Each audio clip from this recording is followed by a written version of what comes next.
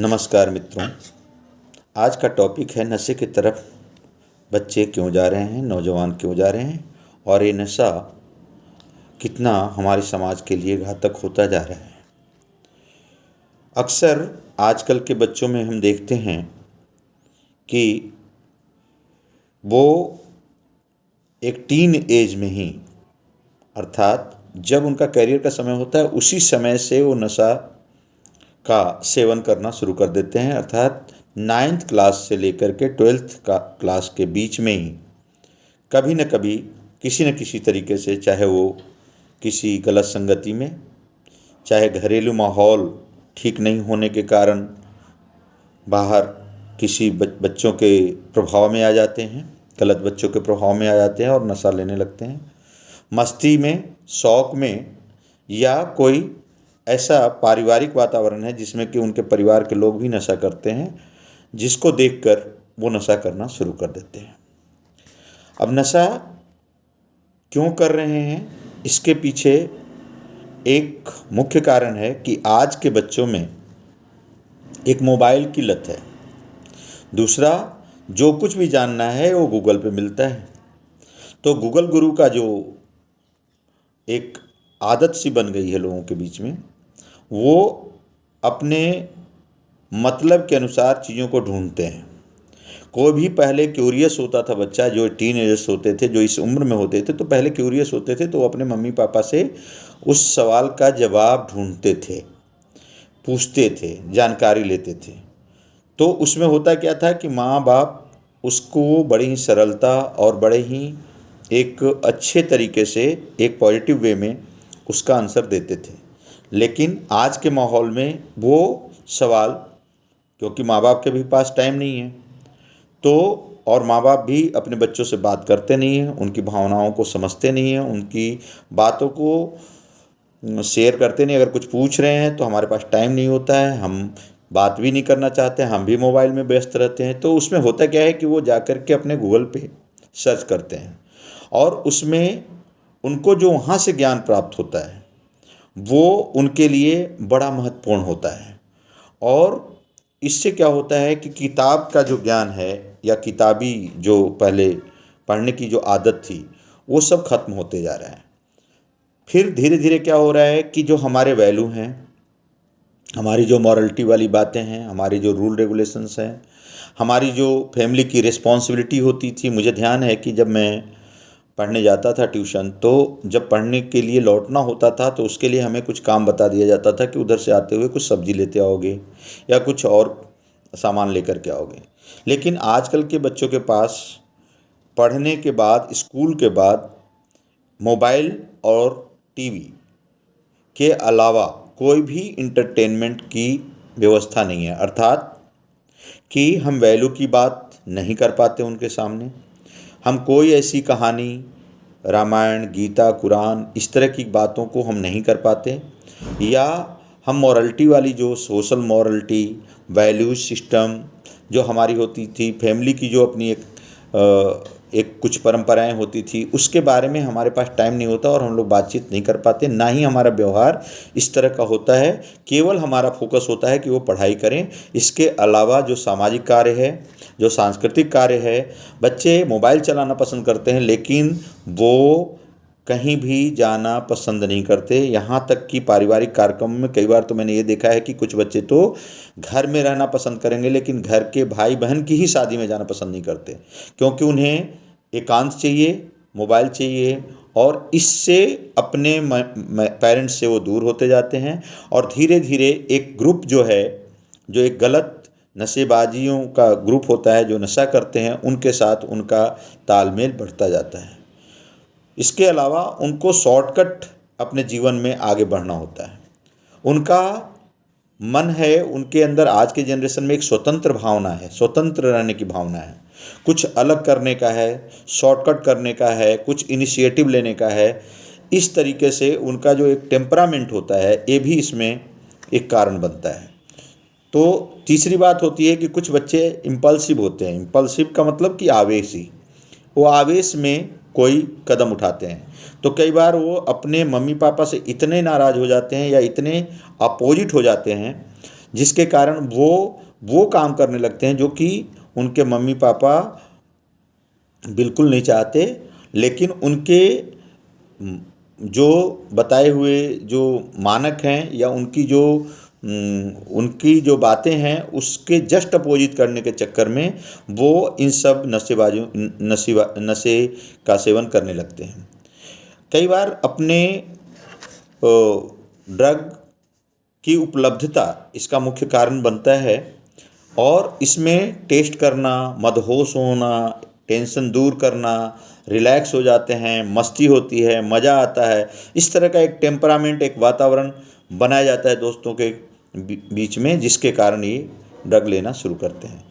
एक और जो उपलब्धता है वो कॉलेजेस में है, बाहर स्कूल्स में मिल जाते हैं, कॉलेज में मिल जाते हैं, कहीं पार्टी में मिल जाता है, कई बार हॉस्टल तक में सप्लाई हो जाता है, जिसके कारण ये प्रॉब्लम ज़्यादा देखने को आजकल मिल रही हैं। इसके कारण होता क्या है कि मानसिक बीमारियां डेवलप होने लगती हैं, जिसमें कई लोगों को भ्रम की स्थिति होती है, कई लोगों को कानों में आवाज़ आती हैं, कई लोगों को के अंदर शक बढ़ जाती है, व्यवहार में परिवर्तन आता है, गुस्सा बढ़ जाता है, मारपीट करने लगते हैं, यहाँ तक कि अपने आप को नुकसान कर लेते हैं या पेरेंट्स को भी नुकसान कर देते हैं, जान तक चली जाती है। कई लोगों में दौरा पड़ना भी शुरू हो सकता है, मेमोरी लॉस की प्रॉब्लम हो जाती है, डिप्रेशन में चले जाते हैं, एकांत में रहना शुरू कर देते हैं, बीच बीच में झगड़ालू प्रवृत्ति हो जाती है, बातचीत में कंफ्यूज होते हैं, नींद ज़्यादा आने लगती है, अचानक कई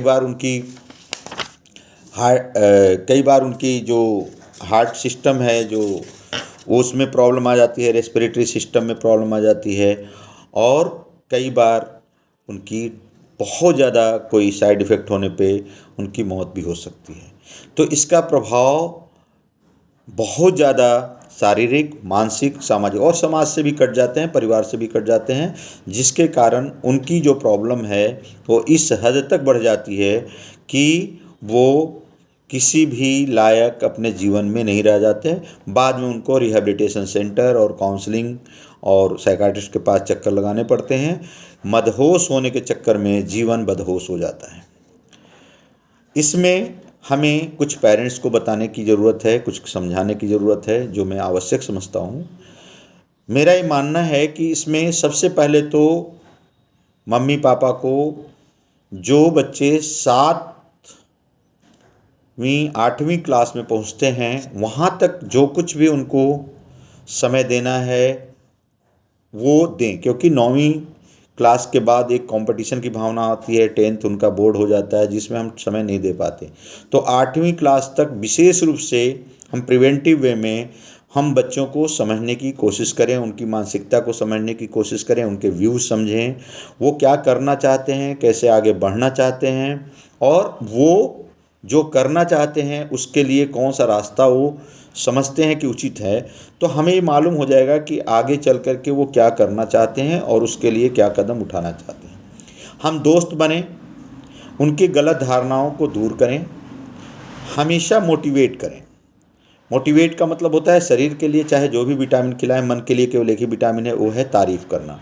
एक तारीफ़ का वातावरण बने घर में, मम्मी पापा की तारीफ़ करें, पापा मम्मी की तारीफ़ करें, माँ बाप बच्चों की तारीफ़ करें, बच्चे माँ बाप की तारीफ़ करें। अगर घर में एक तारीफ़ का वातावरण बनता है तो उससे काफ़ी कुछ फ़र्क पड़ता है व्यक्ति के व्यक्तित्व के निर्माण में।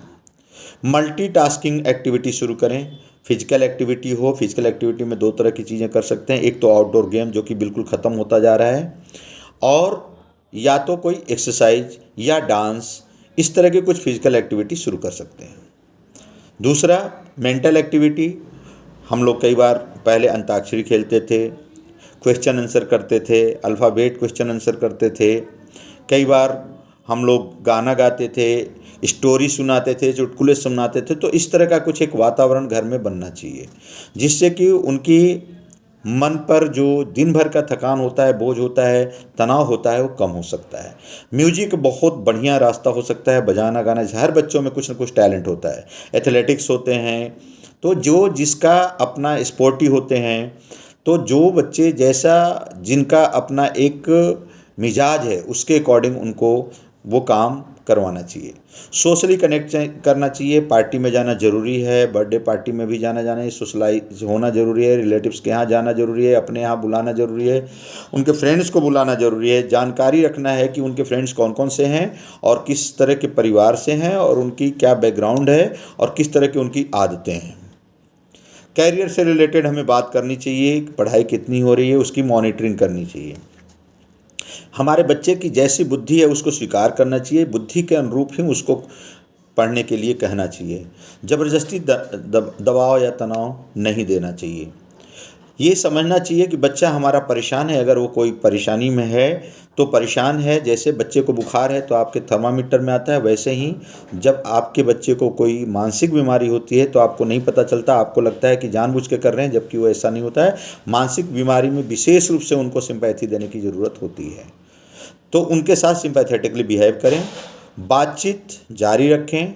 अगर कोई भी कारण को बिना जाने पहले कारण को समझे, तभी उनको डांट फटकार या किसी भी तरह की बात करें। वैसे ज़रूरत नहीं होती, मित्रवत व्यवहार करेंगे तो कारण समझ में आने पे उनसे सेल्फ बेस्ड सॉल्यूशन को प्राप्त करें। अगर इस तरह की कुछ भी चीज़ें ऐसी उपायों पे आप काम करते रहेंगे तो निश्चित तौर पे आपके बच्चे में आगे चल कर के बहुत सारी प्रॉब्लम्स से, बिहेवियरल प्रॉब्लम होते हैं, इमोशनल प्रॉब्लम होते हैं, मोबाइल का एडिक्शन है, ड्रग का एडिक्शन है, नशेबाजी तमाम तरह की जो है, इनसे बचा जा सकता है। अगर उसके बावजूद भी कोई प्रॉब्लम होती है तो निसंकोच साइकोलॉजिस्ट से मिलिए, साइकाट्रिस्ट से मिलिए, काउंसलर से मिलिए, और ये इसमें बिल्कुल संकोच न करें, क्योंकि जितना बुखार में डॉक्टर से मिलना ज़रूरी है, जितनी और बैक्टीरियल या फंगल इन्फेक्शन या किसी भी तरह की बीमारी में मिलना डॉक्टर से ज़रूरी है, उतना ही ज़रूरी मन के डॉक्टर से मिलना है। क्योंकि यदि आप नहीं मिलते हैं तो फिर आपके बच्चों में धीरे धीरे करके इस तरह की आदतें डेवलप होती हैं, जिसको बाद में चलकर दिक्कत होती है। इसलिए मेरा आज यंगस्टर से यही संदेश है कि अपनी कुछ देर के लिए मदहोश होने के चक्कर में जीवन को बदहोश न करें। आपका फिजिकल, सोशल और मेंटल और कैरियर सारी चीज़ें तबाह हो जाती हैं। मजबूत इच्छा शक्ति रखें, लाइफस्टाइल को बदलें, अपना भला बुरा खुद समझें, परिवार का साथ बिल्कुल नहीं त्यागें, रूटीन को विशेष रूप से मैनेज करें, जल्दी डिलेड रूटीन को ख़त्म करें, रात में जगना, दिन में सोना धीरे धीरे करके बंद करें। कभी भी इस तरह की कोई तलब लगती है तो उसको टालें, रोकने की कोशिश करें और अपने को आजमाएं कि क्या मैं अपनी आदतों को रोक पा रहा हूँ। जितनी पुरानी लत उतनी लंबी दवाई, उतनी लंबा इलाज होता है। योगा करें और अपने किसी भी प्रॉब्लम को लेकर के अपने पेरेंट्स से शेयर करना बहुत ज़रूरी है। आपके पहले और आखिरी सबसे करीबी, सबसे दिल के नज़दीक आपके पेरेंट्स हैं, वही सबसे अच्छे दोस्त हैं, वही सबसे अच्छे गाइडेंस वाले हैं, वही सबसे अच्छे टीचर हैं और वही सबसे अच्छे फ्रेंड हैं। धन्यवाद।